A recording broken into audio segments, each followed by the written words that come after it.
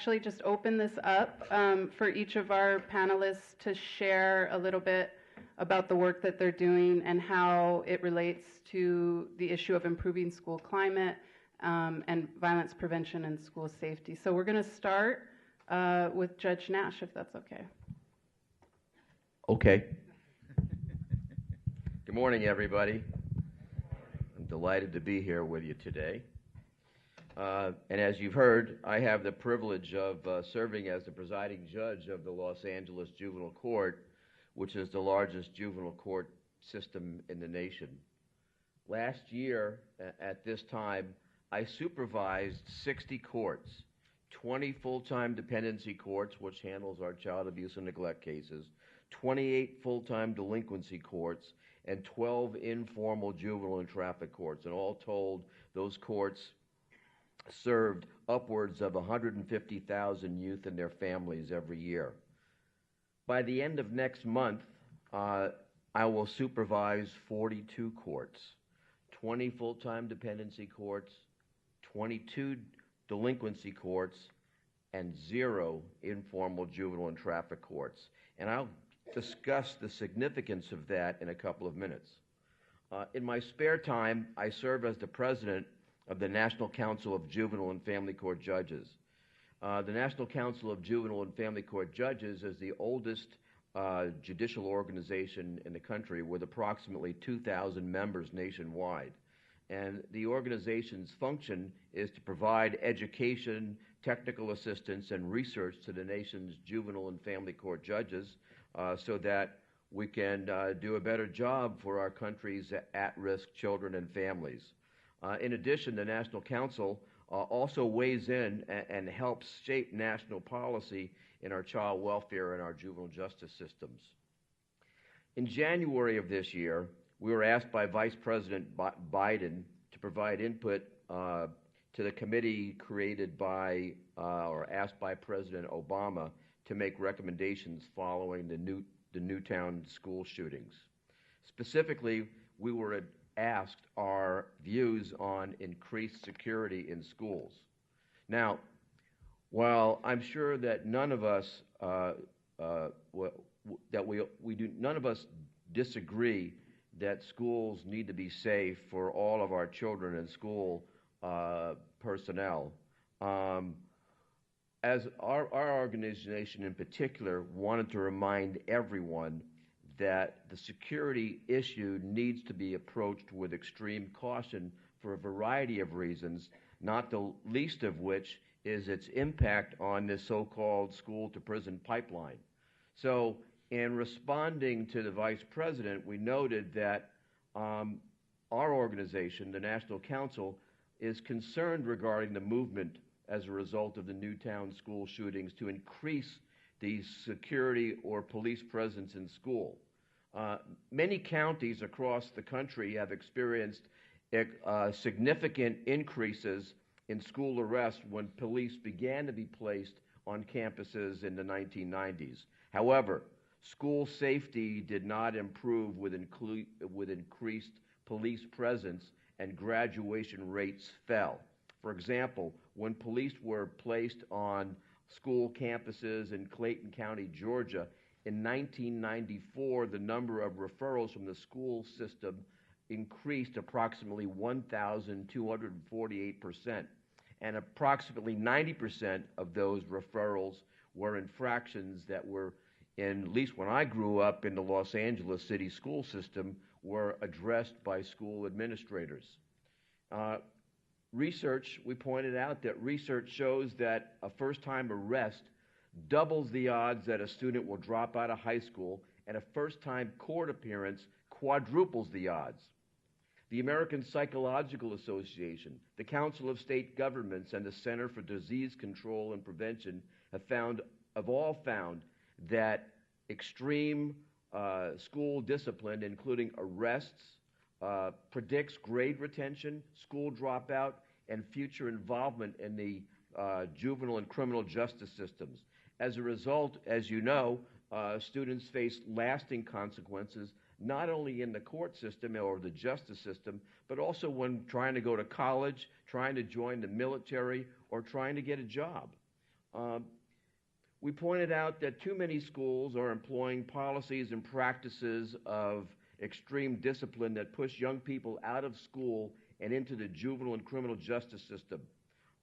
The influx of police in schools has been one of the main contributors to the growing number of children funneled into the pipeline. So what we recommended was that that we follow the prescription that was articulated by the National Council of Juvenile and Family Court Judges when we passed a resolution entitled Juvenile Courts and Schools Partnering to Keep Kids in School and Out of Court.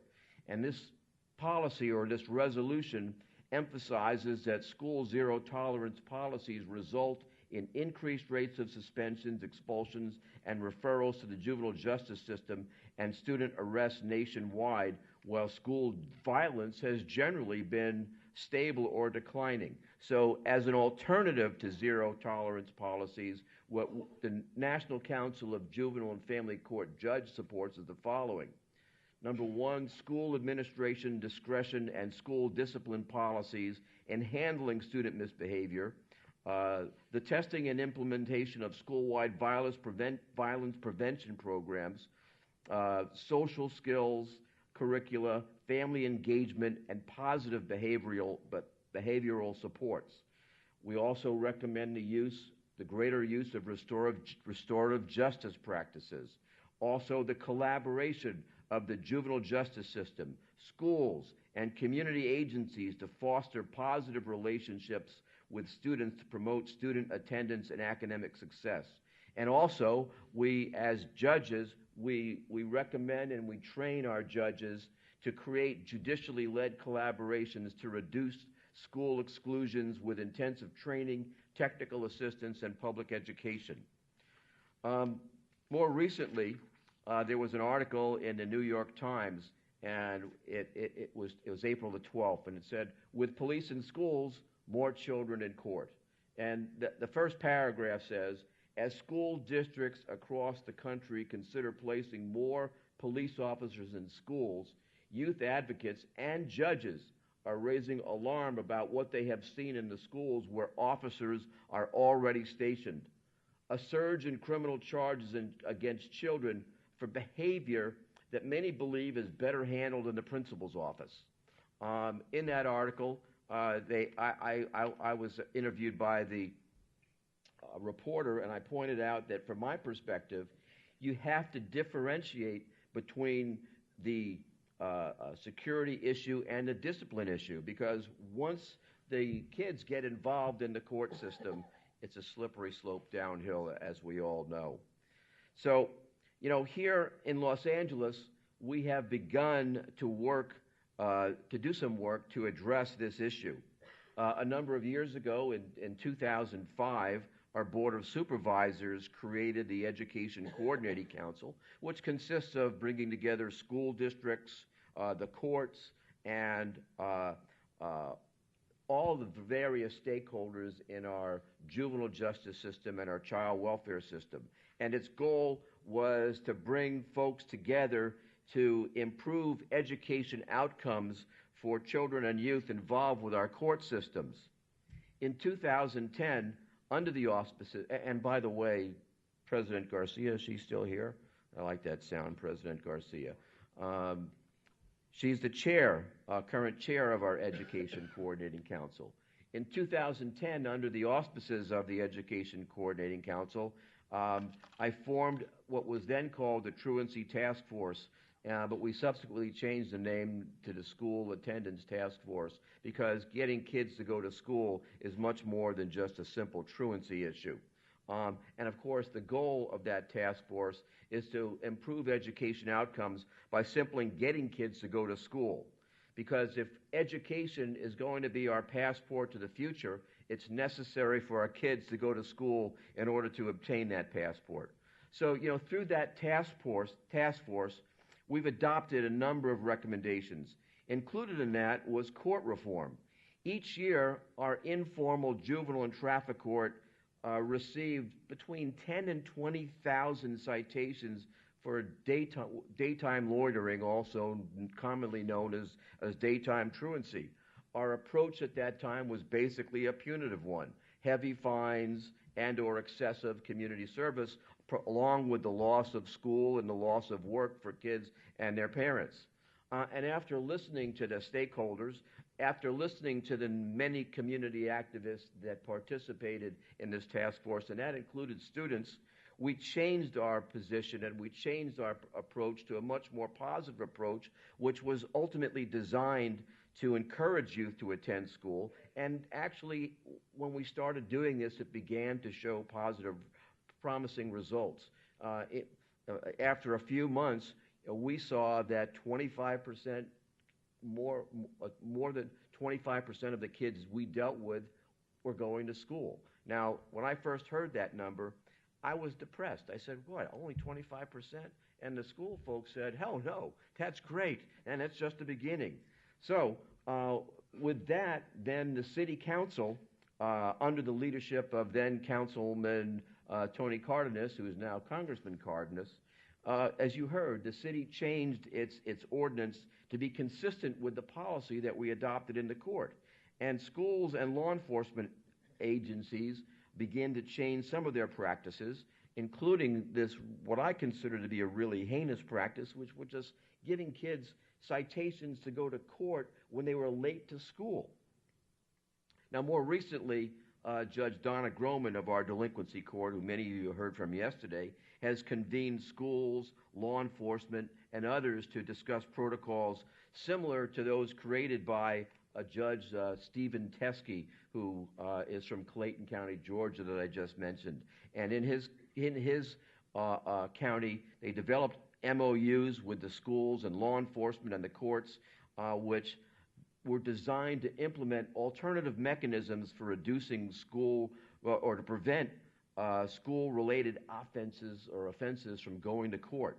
Now, the result in his county was a 70% reduction in referrals to court and a 20% increase in the graduation rate. Now, more recently, our own school attendance task force passed a resolution which I think is highly significant.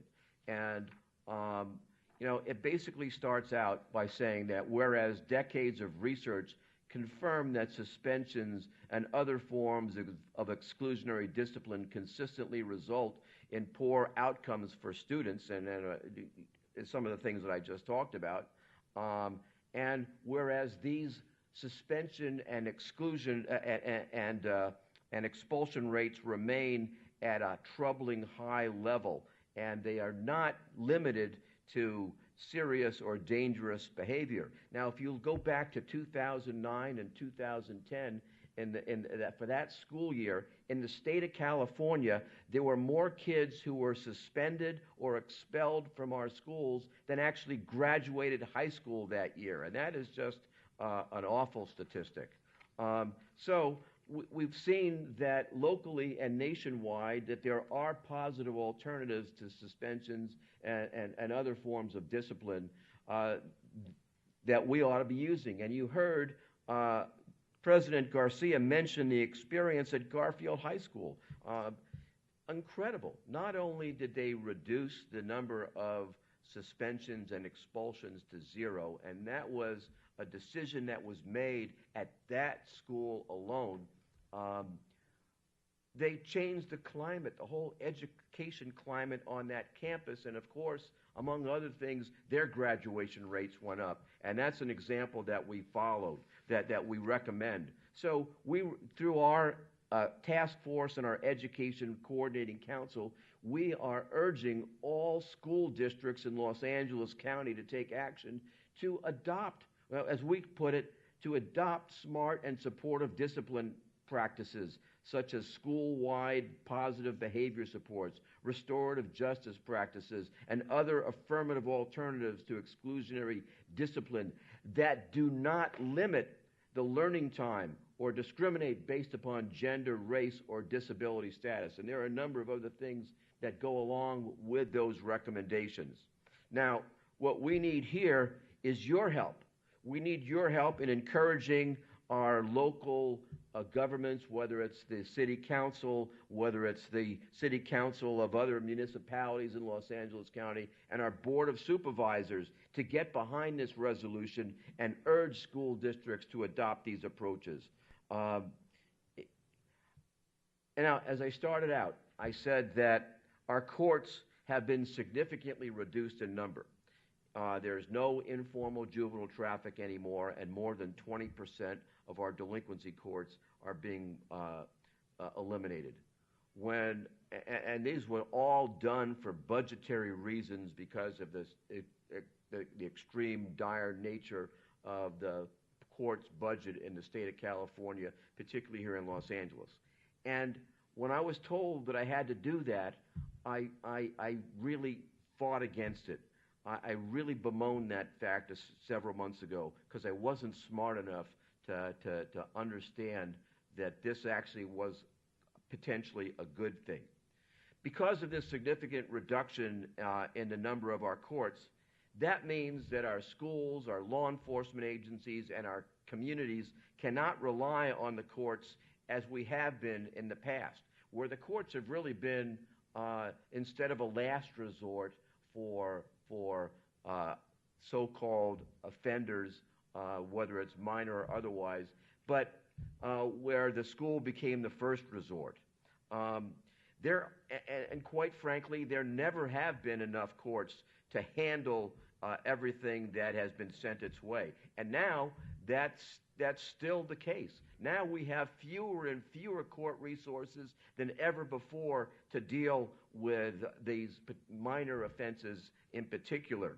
So that means our schools, our communities, our law enforcement agencies, our families, they all need to work together. They need to work with us in the court system to develop alternatives to courts, which, as so many studies have shown, are more effective than our courts in dealing with our young people. And so my message to you here today is I hope you're all up to that task so that we can help our kids obtain that all-important passport to a positive future. Thank you.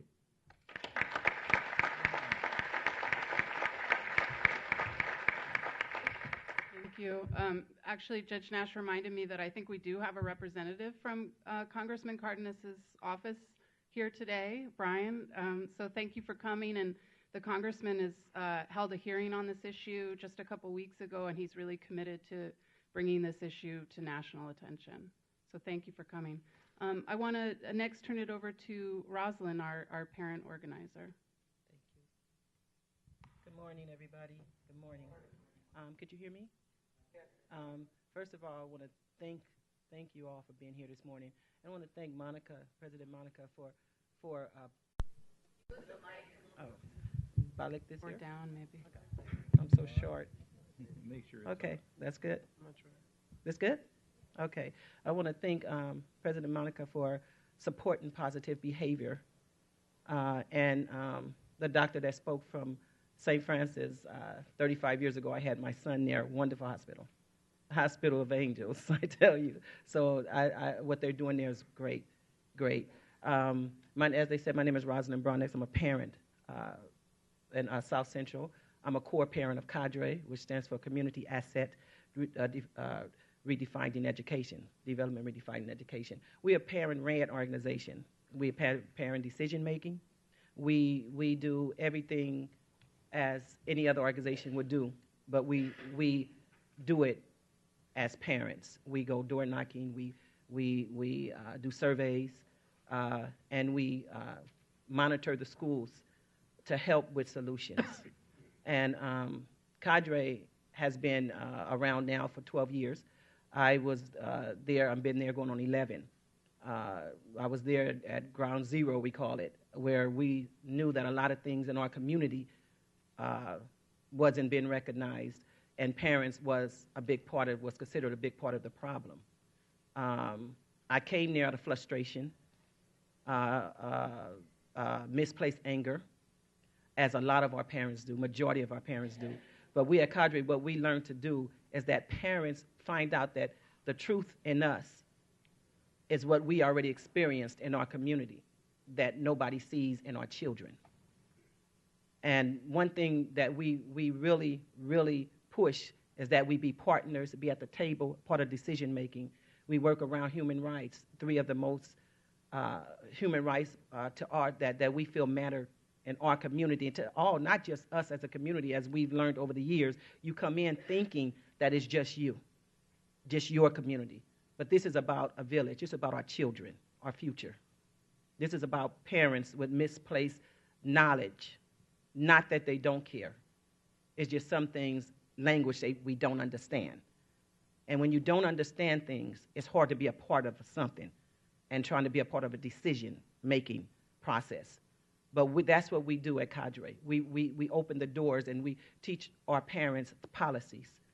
We teach them where to put that misplaced anger, and not at our schools, not at our teachers, not at our principals, but find out what is going on behind the scene in the bigger picture, not a 5x7 as we walk into schools and we only see a certain face, but to blow it up and find out that there's things behind it that is affecting our children's education.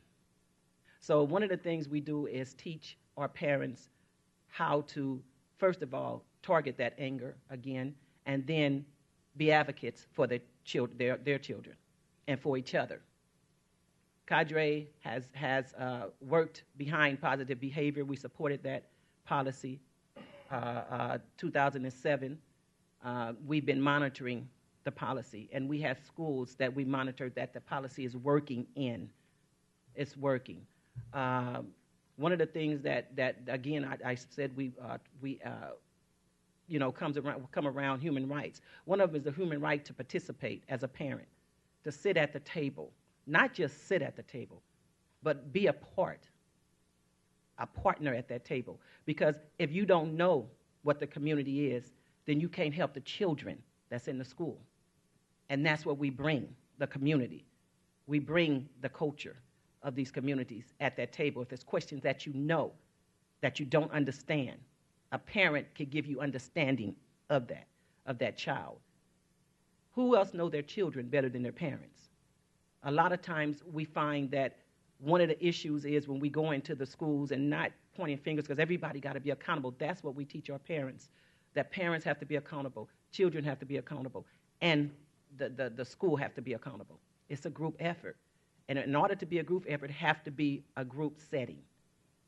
And one of the things we're finding out is that sometimes we all come to school, even parents. Parents wear more than one hat at home, as well as teachers and administrators do. And sometimes we all get in that campus and we forget to put back on our parent hat when we see children. We leave on our work hats. And when we do that, something is not connecting, because every child is somebody's child. Every daughter is somebody's sister. So what we try to bring to the table is that we're not part. We understand we were asleep as parents for many years. We sat back and entrusted our children 100% to a system. But yet, we're awake now. And we're ready, and we're fighting, and we're with you, we're with the community to stand up and say, we will no longer sit back and watch our kids fall through the cracks, and no longer sit aside and watch them die mentally.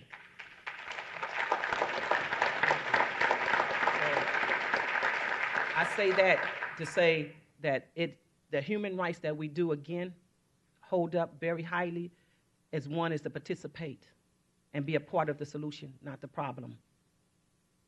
The other one is the right to an education. Our children have a right to an education and a higher education. And we as parents have a right to participate in it. And all of us, including teachers, students, and parents, have a human right to dignity and respect. And that's what our children will see when they see everybody to have something to do with their education, their well-being, their chance to make it, sitting at the table together. Sometimes other parents cannot come because of home situations, but a parent that sit there One thing I always say is when people look at me, I hope they don't see just a parent. I hope they see that if you look at me, you'll see a 5x7 picture. But if you blow it up a little bit, you'll start seeing names on my head and on my shoulders, messages and concerns. And if you continue to blow it up to a poster side, you will see hundreds of parents behind me. And me speaking not for me, but for them. Because anything we do as a parent organization, I take it back to them. And we share. So today is very important to us as parents of Cadre, of South Central, of the schools. And I'm realizing it is much bigger than South Central. Where it would affect one parent, it's gonna. We try to change parents, kind of like refined and renew their way of thinking, one parent at a time, because parents have a fear in them. A lot of parents have not had an education, have not been able to sit where I'm sitting today. So that's a fear to go in to schools and talk and advocate for their children. And that's one of the things that we at Cadre teach the parents. We teach them that you are your child's best advocate, that you do have the right to do that. And we teach them by teaching them, again, policy, by teaching them the school, about the school, the very first school that ever was here in the United States, the role of teachers, the role of being a responsible parent versus a token parent. And we're finding that when you do that, you're finding a child in every parent that didn't have the support to grow up in a community that continue to push them out of school as well as these kids. I sit before you as a used to be a victim of that community. Used to be a victim. I was part of a push out of school. I was part of that. My mom had 10 children. In some cases, we all was part of push out. And that comes with suspensions. Because if you get suspended enough, you will give up. You will give up. You can't catch up. So I stand before you now as not a part of as a victim, but in a place that we teach our parents to be a good student. Learning from what we went through in our community in order to be a better person in our community today, to help our kids not to go through what we went through, and to work with teachers and schools, that we will be able to show you that we're not here. We're not here to be a problem. We want what you want. And I've heard the judge talk, and I was amazed. I'm overwhelmed because everything he said is what we feel. We're ready to work. We have awakened, and we're hoping that each and every one of you here get behind that positive behavior policy. Not only for children, we're teaching parents that positive behavior. A happy child, is a happy student. A happy student have a happy teacher. Thanks, Roslyn. So I want to thank all you guys for being here today and to hear us all. Thank you. Okay, so I don't want to run out of time because Jazmin and I have some hardball questions, and I'm sure the audience has questions. So we're going to turn it over to Veronica to speak about her school community and the work she's done there. So real quickly and shortly, my name is Veronica Arreguin. I'm the principal of previously known McClay Middle School, presently known as McClay Academy of Social Justice, because we wrote a plan to restructure and reform our school. Just a little bit of a background as to where the school is located. We are in the heart of the Pacoima, or the San Fernando Valley, in an area known as Pacoima. A lot of the times, our school or our school community gets underrepresented and underserved because we are not in the high incident areas like South Central and downtown LA. But we do exist at a very interesting silo of the two largest government housing areas in the San Fernando Valley, actually one government, one Section 8 housing in that area. We are in the middle of a gang injunction zone. We actually participate in the GRID program because we were identified as a community in need. I've been at this location for, I will never forget the date, February 12th of 2007, and inherited a school that was infested and managed by gangs.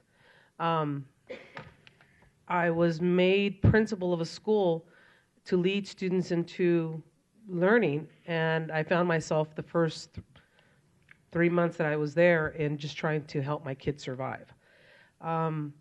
So our team came together and realized we had to do some drastic changes if I was going to survive my tenure there, and if I was going to ensure that the reason why I became an educator was going to be fulfilled at that location.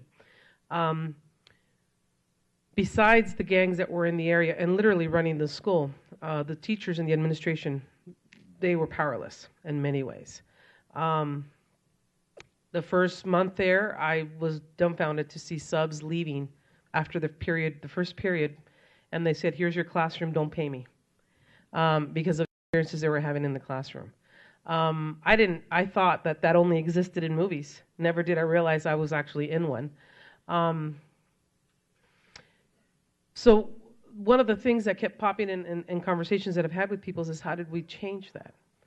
And I actually look across the audience and I see organizations and partners that actually help that school change. One of the attributes one of the reasons why I give credit to our success is I participated in a program called the CLEAR program, and I'm not sure if people remember what that was, and it was meetings held at the police station in which the police would share information in regards to some of the crimes that were happening in confidential form in the community in order for us to be aware of what was happening. But it also allowed for an opportunity for us to meet neighbors. And I became really close friends with the manager that was across the street from the school, a 400-plus unit of Section 8 housing, of which was divided by two gangs. The center court was one gang, and the other side of the center court was another gang. And she was dealing with issues within her complex. So we gave each other our school numbers and our cell numbers, and we built a partnership. Another organization that we built partnerships with was, for example, Communities in Schools was on our campus. Project Grad LA was on our campus. Different organizations, counseling organizations, but it was actually trying to find, Nido was on our campus. It was trying to find a way to ensure that we weren't over-servicing a child, that we were servicing all children as best as possible.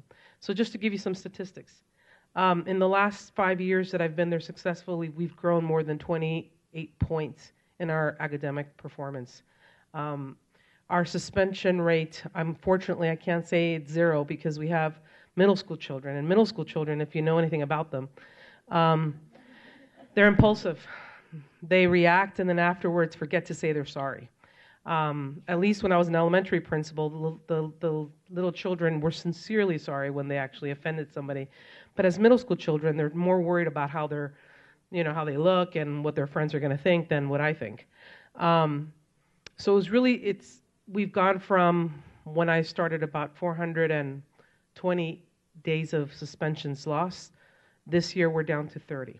And those 30, unfortunately, are mandatory suspensions of, weapons on campus or brandishing a knife caused, a threat and selling of drugs and so on. So we're not where we want to be, definitely, but we're definitely on the road where we need to be.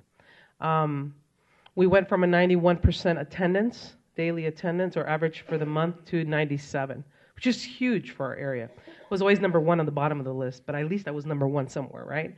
And when we became the largest improvement school for attendance a couple years later, that was a great accomplishment. I'm glad to report that our school is gang-free. There is no presence of gangs on this campus. I can honestly say that every single morning I stand in front of my steps and I say good morning to the children. Every single morning I stand in the hallways and I always look across the school and say, if we can do it, anybody else can do it. And simply said, the way we did it was to build relationships with community organizations, with our parents, with our students in particular, and establish a culture that we don't throw away kids. and we will figure out the best possible solution to come to the point of not suspending a child. There is a desk in my office because I'd rather have that child sit in my desk all day with me than to send that child home. So it's possible, but it takes, as cliche as it sounds, it takes a village to raise a child, and we teachers today can't do what they need to do. Like Monica said, the most hardest times that we've ever experienced, and I've been an educator for over 20 years, believe it or not, 13 of those being an administrator, a principal actually. I don't think I would do it today if somebody would ask me to do it this year, but I will tell you that the rewards of what a school can attain by building those relationships with the agencies and the counseling services. I mean, we went from referring only like 280 kids to community services and counseling to over 1,000. So it's huge. And I thank the organizations that are here today that do that work alongside the schools. Thank you.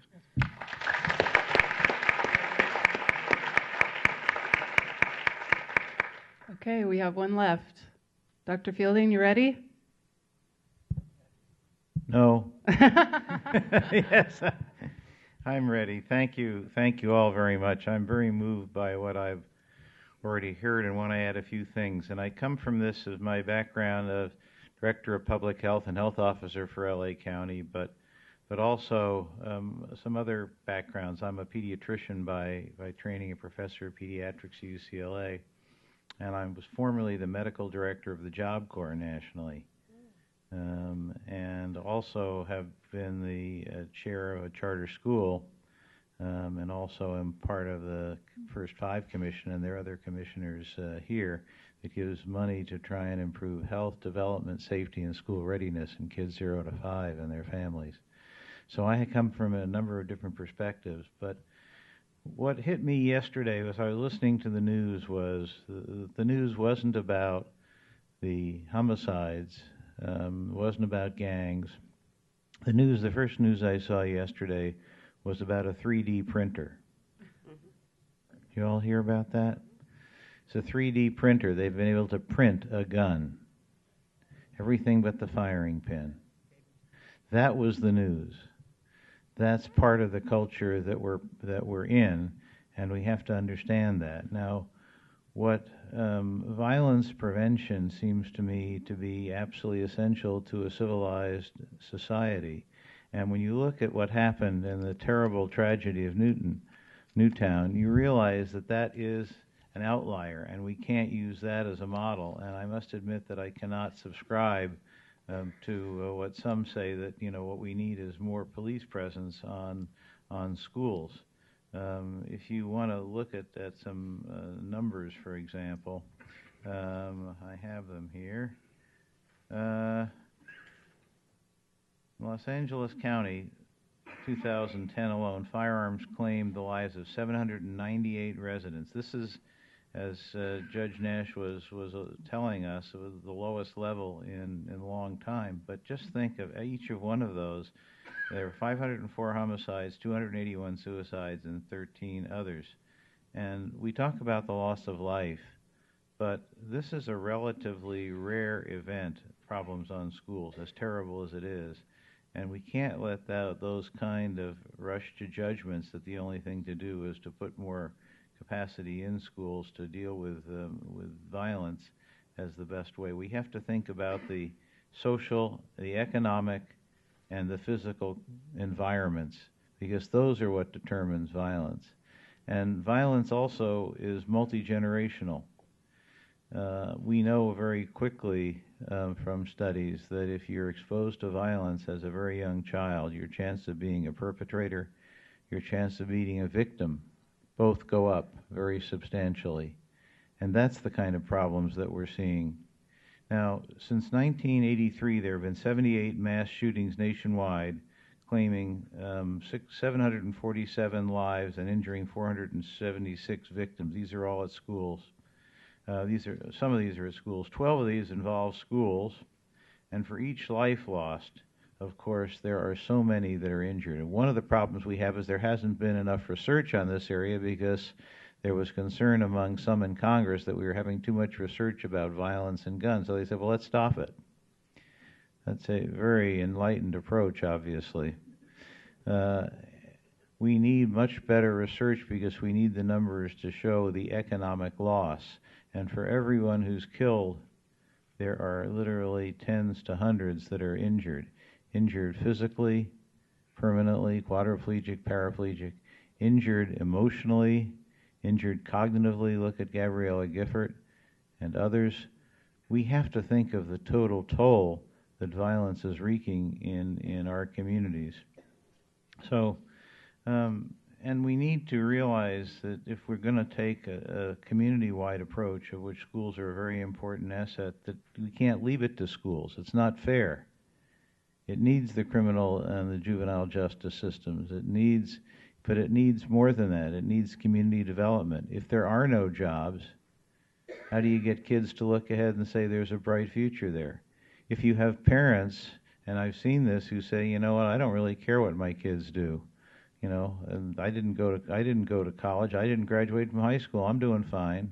What's wrong with what's wrong with that path?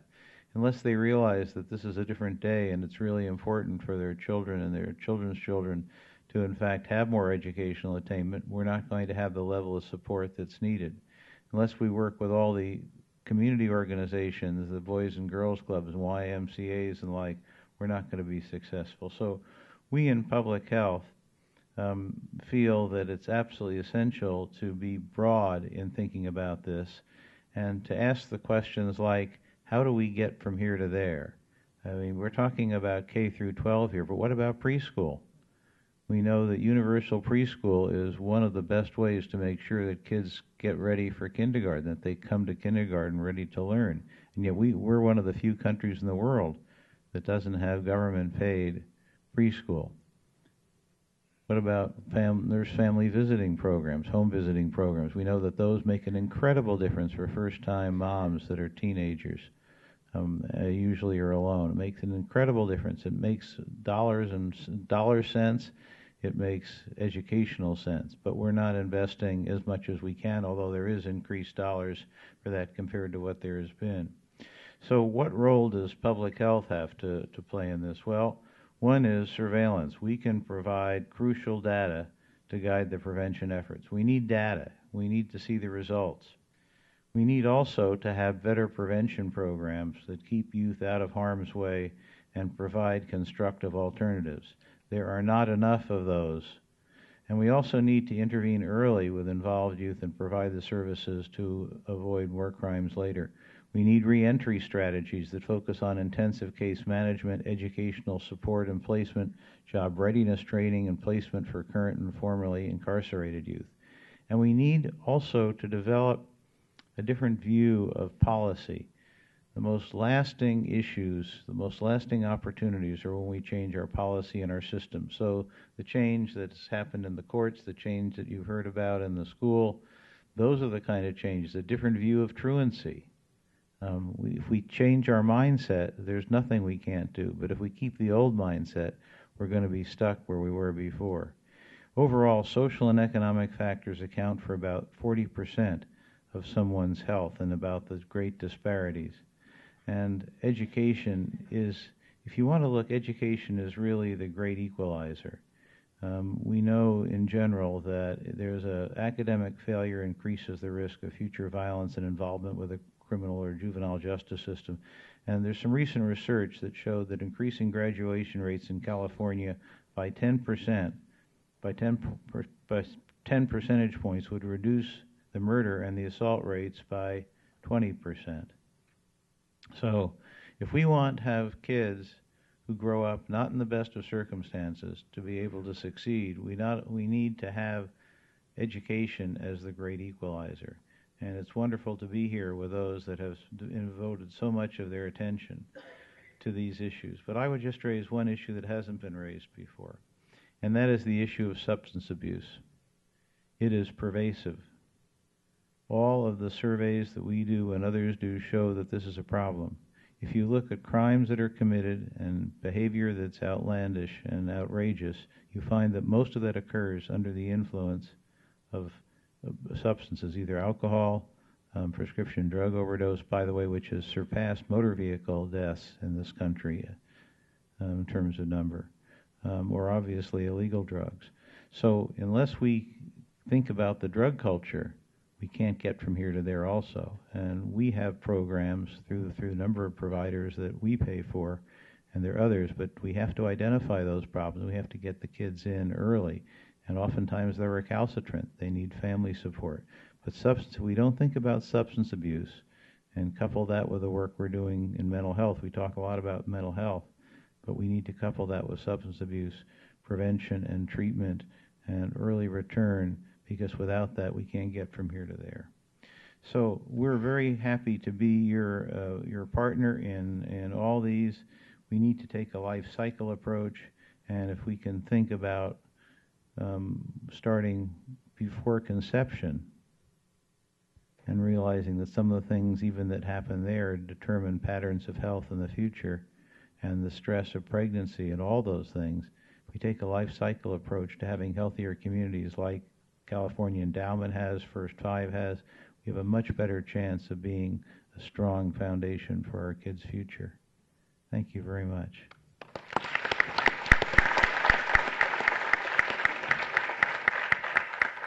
Now we're going to open up the floor for questions, but me and Zoe have a few questions of our own that we would like to ask. I have a question for Dr. Fielding, actually. I'm glad, can you hear me? Yeah, okay. I'm glad you... And again, you guys have index cards on your table, so if you have your questions, write them and hold them up, and the volunteers will come grab them. So, Dr. Fielding, I'm glad you brought up the issue of substance abuse. Over the past several decades, our schools have adopted a zero-tolerance approach that often resembles the enforcement of the war on drugs in low-income communities. Students are frequently searched at school, and substance issues related to tobacco, marijuana, and alcohol are treated as criminal offenses.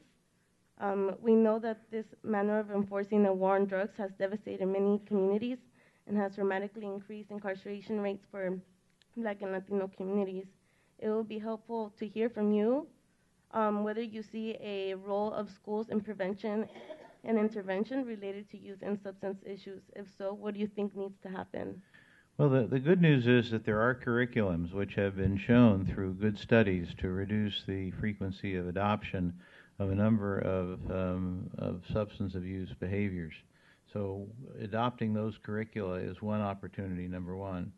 I think a second is there is the opportunities for early screening and diagnosis. There's something called SBIRT, and it identifies those that are early in the process of using and suggests what kind of treatment that they can get. None of these are panaceas, but we need to work closely also with the medical community and know what to do in those cases. Substance abuse oftentimes is a chronic disease also. We're trying to head it off. And sometimes the things we don't think about, when I've gone to, for example, AA meetings, and I say, and everybody says, well, I'm clean and sober, and they're all sitting there smoking cigarettes. Well, that's a terrible addiction, and that unfortunately increases the risk of other addictions. So we need, they're curricula that significantly reduce that. But there's other issues. For example, if you want to reduce access to alcohol, we know that outlet density of places selling alcohol in communities around schools impacts use rates. So that's a public policy issue at the community level. You don't want the corner stores on every side of your high school, your upper school, selling liquor. With cigarettes, we also know that a number of cities in LA, including LA City, have separate licenses for selling cigarettes, and they do a lot of sting operations, and they'll take your license away if you're selling them to minors. These are just a few of the things that can be done, but there's a lot of things to be done at the community level. The issue of how to deal with substance abuse on schools, I think that's a real tough one. I'm interested in hearing what others think about that. Is that an automatic move to Judge Nash, or is it, or there's some intermediate pathway? And I don't know the best answer for that. Yeah, this is open to anyone else who wants to. And I just make a quick comment. I think the saddest part and the irony that we exist with today Substance abuse is a major factor at our school, as well as our community in particular. I mean, I can't even tell you how many marijuana dispensaries have opened up around our school. I mean, I drive down a street and it's in the air and I smell it and I'm going, really, what's wrong? And then I see all the dispensaries and I went, But the irony is how important that is, yet health is not a mandatory class in 7th grade. It's being taken away, actually. And in health classrooms is where they actually talk about substance abuse and the effects of that and how to keep your body, I mean, not that I didn't pay attention in school, but how to keep your body healthy. But the reality is that there's something wrong with our system when we know that's a big issue is education of those topics, and yet it's one of the things that is taken away or being put on the back burner for our children. And I put it out there as we collectively as a nation have to put a bigger importance and put our money where our mouth is when it comes to teaching educational programs.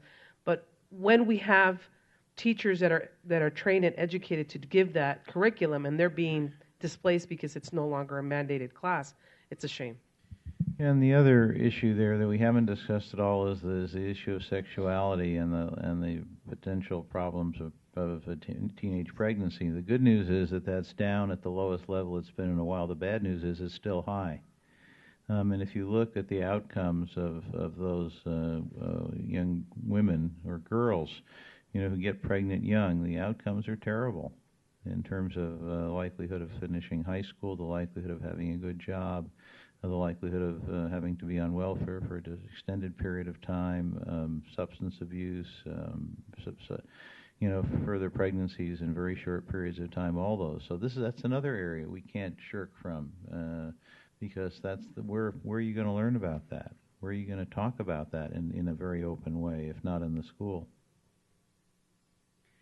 So one of the purposes and the timeliness of having a school track in this conference is looking at how we respond to school shootings and school violence, and obviously the tragedy at Sandy Hook Elementary has sparked a national debate around this issue. So many school districts, even and state legislatures, even here in California, some of the proposals are around more police in schools and even arming school personnel. So I know Judge Nash spoke a bit about it, but I'd like to hear from the panelists, and we have a question from a related question from the audience too about, do you have any concerns about that approach as a response to school safety? And for Veronica, when we get to you, do you have police officers in your school, and how do you sort of envision their role? But first, more broadly. I think it's pretty clear that, even in Columbine, they had somebody who had a gun that didn't help. I think that's really the wrong approach that would really take money away from other much higher priority needs. That's a personal view, but I just can't believe that we're talking about, that this is an issue of a more armed force at the schools. That is not going to work, and we know that. We need to take the money that somebody might allocate for that and put it into some of these other programs, maybe smaller class size, maybe restoring health education, and also marrying this with activities outside the school. So, for example, we support and subsidize parks after dark, and in the areas where we've done that, some of the highest crime areas, crime is down 40%. Well, and a lot of those being perpetrated by very young people who are in school.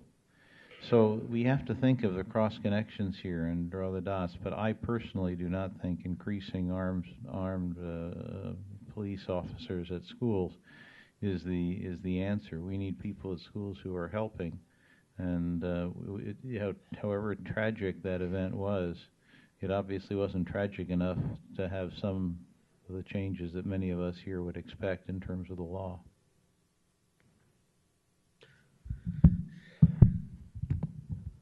Actually, there's a bill pending here in California that some of you are aware of, that all of you should be aware of, and probably should be calling your local legislator to voice your support for this.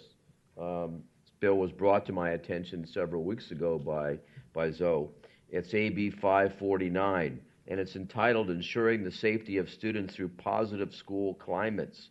And what it does is it requires school districts within their school safety plans to better define the roles of mental health professionals, school resource officers, and police officers on campus. It will require schools to prioritize campus safety funding for intervention workers, counselors, and other supportive mental health services providers. It really encompasses many of the recommendations that we talked about here earlier today. So this is really a positive approach to improve school climate and school safety. So it's AB 549, and I once again encourage you to contact your local assembly person, your local state senator, and say support this legislation. Just real quickly, I have to make a couple of comments. Number one, our police office on our site, which we don't have this year, but I did have him before the gentleman retired. We were very strategic as to how we used him, and the whole intention was to develop positive relationships with our school police officer, with our students. It wasn't we didn't treat him as a figure of being punitive. We included him in conversations with children to make better choices. And literally, this child saw me as the final word and not the police officer. And the second piece, I think, and I'm going to put it on the table, I think the issue for me, or my concern, is not that not common situation in which somebody comes onto the campus, but the daily experiences that our children have going to and from school and the communities that they live and the violence that exists and what they're exposed to on a daily basis. I think there's a higher potential for our children, even in the San Fernando Valley where we all work, that a child may have exposure to a gun. 2 weeks ago, we were on a lockdown because they were chasing a young man in the projects waving a gun.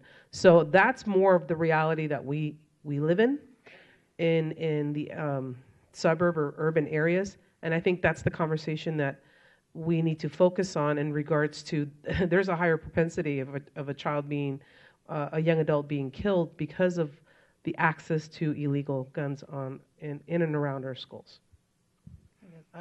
I would like to share something on that. We talk a lot about the incident at Sandy Hook's school. One of the things as parents, as we come to the table and we sit and we talk and we analyze and look and living in the community that we do and know that guns are very easy to get in that community. But one of the things we did realize is that one thing took place at that school that people don't talk about a lot.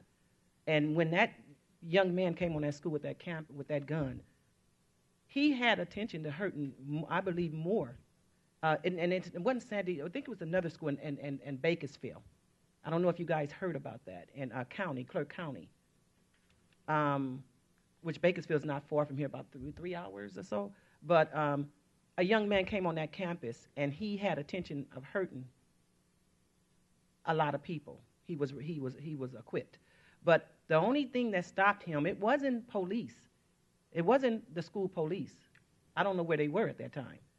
But they did have armed people on that campus. But it wasn't them. It was a gym teacher. And what he did was use positive behavior. He talked to him. He asked him questions. He took his teacher hat off and put on his parent hat. And that young man put that gun down. So and as we see in our communities and South Central, it's the same thing. Most of the violence that go around is not in the school of guns, it's around the school. It's around the school. And if we continue to put guns in our school, a gun with school, a gun that people carry, a school that carries guns is going to become a school of guns. Pretty soon our kids is going to say, it's a message, do what I say and not what I do. And eventually that's going to catch on because it's going to be guns that you can get in without a detector. And they're going to be feeling like they're protecting themselves. So it's important that we look at a bigger picture and look at what can, not just today, but the next 2 and 3 years. So that's what I ask everybody, just always keep an open mind on the bigger picture, because it's definitely there. It's definitely there. Okay, so I think these two questions are related. One is for Veronica. How can a gang intervention or prevention organization convince a middle school principal to let them into their campus? And for all folks, you know, this is the related piece is, I mean, what are the recommendations for schools that are resistant to opening their doors to these partnerships and collaborations? I'm going to be honest. I think a lot of the times my colleagues are fearful of losing control of what happens on their site when an agency comes in, and it's unfortunate that that happens. I don't have the answer, to be honest with you, because the dilemma that exists in that situation is more of a personality deficit than a proactive deficit. And I've always been known to always speak my mind, and I might get in trouble, but that's okay. But the way the agencies approached me wasn't with an aggressive. It was actually very supportive. Some of the agencies provided data, and the agencies need to make sure that they are tenacious in a very respectful way, because ultimately the goal is to provide the services for the students. And it's unfortunate, and it is about developing relationships with that administration. And it may not necessarily be the principal. It may be a counselor, and may be an assistant principal or another support staff member in which the agency builds a relationship with them. But it takes a while. I mean, if you speak to the agencies that have provided a service at our school, things haven't always been as smooth. And a lot of the times it's establishing systems to have open communication and share information legally, and having the proper documentation to do so. But it starts with developing relationships with the administration on the campus and maybe other avenues. Sometimes it takes someone that person knows bringing in an agency and having the conversation with the principal. And again, there's so much responsibility on the shoulders of a principal, and if I think about it, I might quit tomorrow. But there's so much that there's that fear that if I allow an agency that I don't know well to come onto the campus and then something emerges from that, I'm responsible. And so there's that fear of my livelihood as a professional, because that could be my job, that could be my credential. So it starts slow with building relationships and making sure that as long as the agency has all the required documents and they can prove those relationships with the district and those MOUs, it's building a relationship with that individual and being tenacious, and keeping it student-centered, not talk about adult issues. And eventually, an adult can't turn an agency away when you're talking about kids.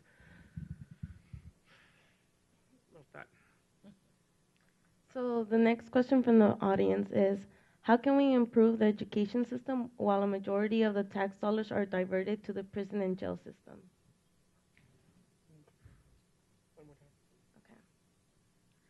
Okay. One more time. How can we improve?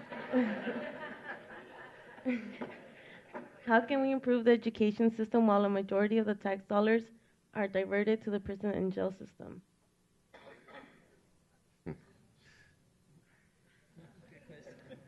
Should I take this one? No, just kidding. Vote. We're all citizens. We all vote. But actually, you know, when you think about this issue and think about a lot of the issues that we've discussed here today, if I had one bit of advice, I would say everybody needs to be active. And you know, activism comes in so many different sizes, shapes, and form. Obviously, you start with yourselves. You start with your families and try and create the best and most healthy environment for yourselves and your family. But most of you who are in this room today are active in other ways. I'm active in the court. I meet with folks in lots of different settings all the time. And it's one thing to sit down and for us to talk about these issues and say, this needs to be done or that needs to be done. But then beyond that, there's something else that we need to do. We need to be advocates for ourselves, our communities, our schools, our kids, and that means advocates with your schools. That means advocates with your local office holders. That means advocates with your state legislators and beyond. If they don't hear from you, they're going to pay more attention to those than that they're hearing from, and they may not be hearing from people who have your perspective. So it's important for everybody to be an advocate on whatever issue is important to you, and not just sit down and talk about it and moan about what's wrong or what's right with the system or what needs to be changed. Yeah, and just good points. Thank you. I'll clap for that. But one other thing, show them what works. In other words, don't just say, we need to do this, we need to do that. Show them where the programs in different places in their communities have been effective and why it's important to increase the scope. Because if you just bring an idea, that's going to be that's tough. When you bring something that's a winner, everybody wants to be a winner. Show your elected representatives how they can be even bigger winners by taking on some of these issues where we actually know some of the solutions. And also, the question was, if you're dealing with the prison system, how do you, if that, am I correct? How do you deal with concentrate on the schools? That's kind of shortening it down, but that was it.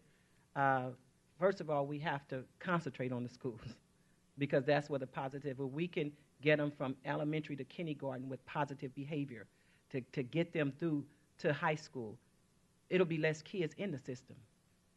It'll be less kids in the system. So we have to concentrate on the schools. We have to concentrate on how to change their lives and their culture that they're used to, and even with our parents, how to change from what they only knew, and to continue to educate them. Because what I've learned as parents are we're grown when we look in the mirror, but each and every one of us in here have a child in us that didn't all the way maybe revolved in many ways, but some ways still result back to that child. So that we gotta be able to be patient and passionate and persistent with parents to renew their minds and how to advocate and help their children to be better in school so they won't end up in the system. So we're going to do one last question. We were hoping to have a student leader here on the panel today, but unfortunately we were competing with prom.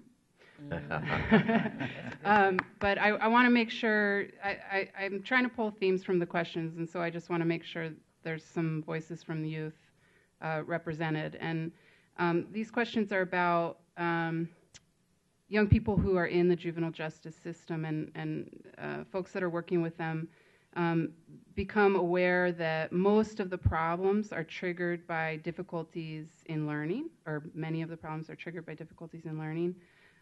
When the kids are feeling that they're failing, they either they stop going to school, which leads them to the streets and ultimately to an arrest.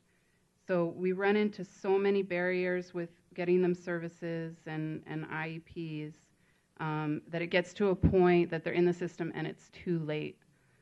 So I know that's a lot, but if folks just have some closing remarks on, you're working with when you're working with some of the most challenged young people, what's the role of the school in not losing them to the system? I guess I'll start. I was an elementary principal for 7.5 years, and I will tell you the most critical stage for a child is every year. It doesn't matter if they're in kinder or 9th grade or 10th grade, but there is something that is said that if the child isn't at grade level by the age of 9 years of age, that whole concept of reading by 9, which is 3rd grade, the student starts to develop a sense of failure. And it starts in the elementaries if it's not addressed early enough. And so as a middle school principal, I receive students, for example, in 6th grade, 75% of my students that I receive are reading at a 3rd grade level. And it's very difficult because there's something that happens along the way And I'm a very pro advocate of servicing a child individually as to what do they need, but I'm also very cautious that we don't label children titles that are not necessarily an issue, and it's more of a learning gap and not a disability.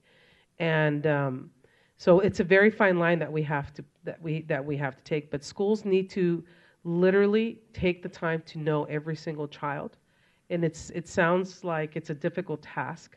But I know my colleague from Garfield High School. We actually met in New York at a fellowship, and he and I actually we're kindred spirits because we have the same belief system. And that if the school sets up systems in which a child is addressed and there's an adult that knows a child, then we can better serve the needs of that student no matter what age group. Unfortunately, and I'm going to leave with this thought. My father's an immigrant to this country, and we're first-generation college students, graduated. But my father said to me, the first teacher is the parent. And we have to provide systems and supports to help those parents be the best first teachers. And there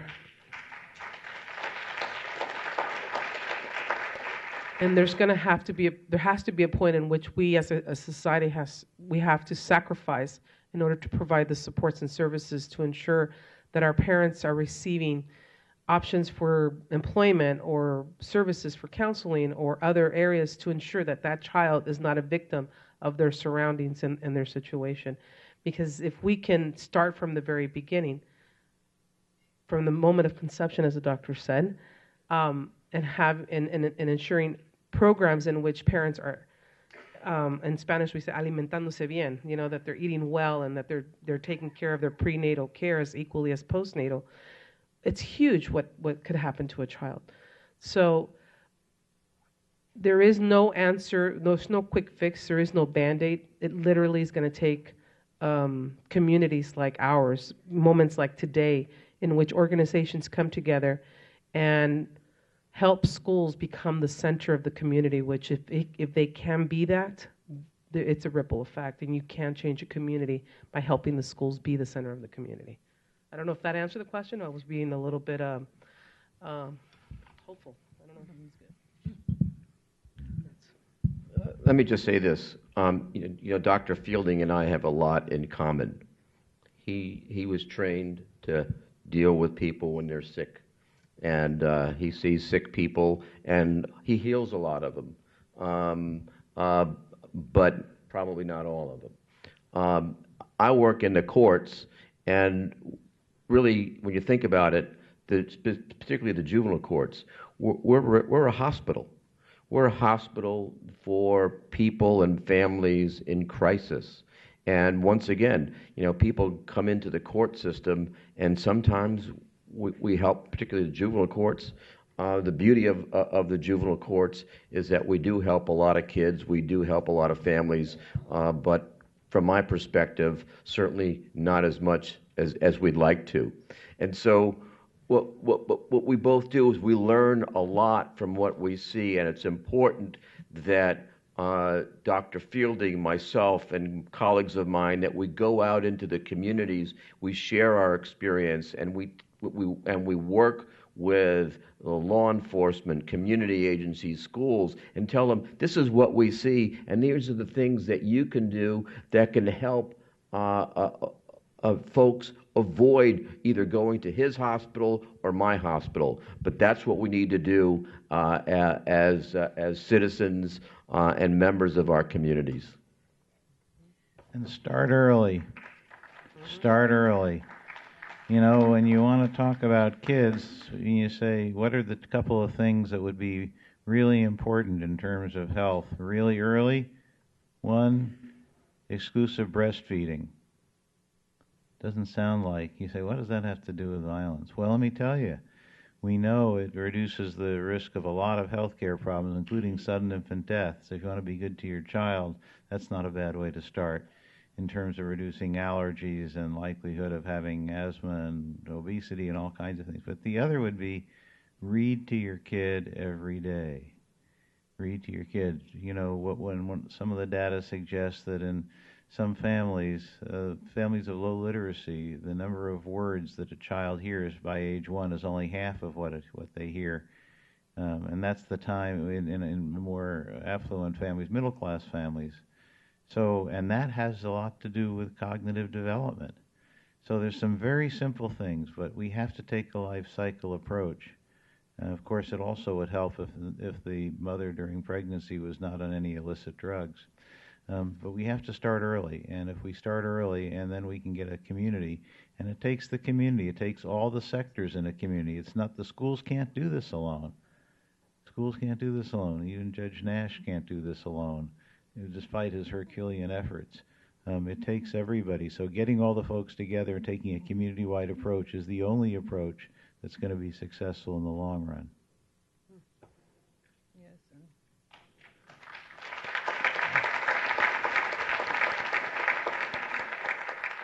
also remember to always, when you see a student, you see a parent behind them.